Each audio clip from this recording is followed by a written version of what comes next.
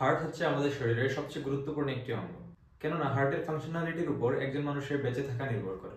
তো আজকের এই ভিডিওতে আমরা দৈনন্দিন জীবনে যে প্র্যাকটিসগুলোর মাধ্যমে হার্ট সুস্থ রাখতে পারি তা জানবো। এক্ষেত্রে প্রথম প্র্যাকটিসটি হতে পারে আমাদের ডায়েটে সুগার এবং সল্ট অর্থাৎ চিনি এবং লবণ লিমিটে নিয়ে আসা।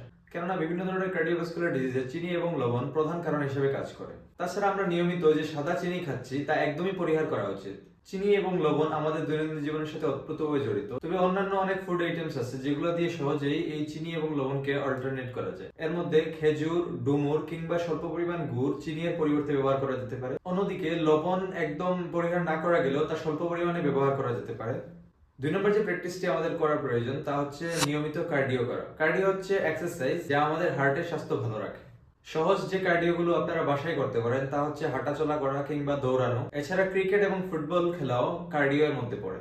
তাই হার্টের শক্তি বৃদ্ধির জন্য নিয়মিত 15 থেকে 20 মিনিট কার্ডিও যথেষ্ট। 3 নম্বর প্র্যাকটিসটি হচ্ছে নিয়মিত হেলথ চেকআপ। আমাদের প্রত্যেকেরই একটা রেগুলার বেসিসে হেলথ চেকআপ করা প্রয়োজন। এতে করে আমাদের শরীরের উইকনেস সম্পর্কে ভালো একটি আইডিয়া নেওয়া যায়। বিশেষ করে বিপি, কোলেস্টেরল কিংবা অন্যান্য কার্ডিওভাস্কুলার ডিজিজ অর্থাৎ হার্ট সম্পর্কিত ডিজিজগুলো সম্পর্কে আগাম ধারণা পাওয়া যায় হেলথ চেকআপের মাধ্যমে। আর যে কোনো রোগ সম্পর্কে আগাম ধারণা থাকলে তা থেকে সহজেই পরিত্রাণ পাওয়া যায়।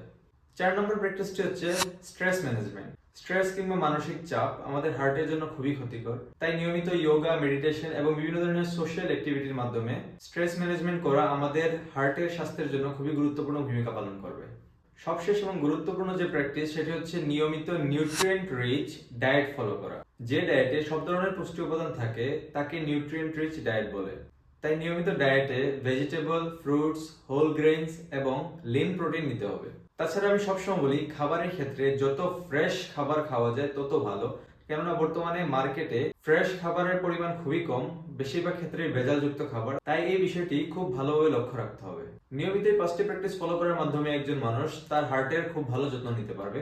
তবে এই ক্ষেত্রে আমি বলবো নিয়মিত হেলথ চেকআপটাকে খুব বেশি গুরুত্ব দেওয়া উচিত। কেননা আমি আবারও বলছি যে কোনো রোগের ক্ষেত্রে যদি আগাম ধারণা থাকে তাহলে তা থেকে সহজেই পরিত্রাণ পাওয়া যায়।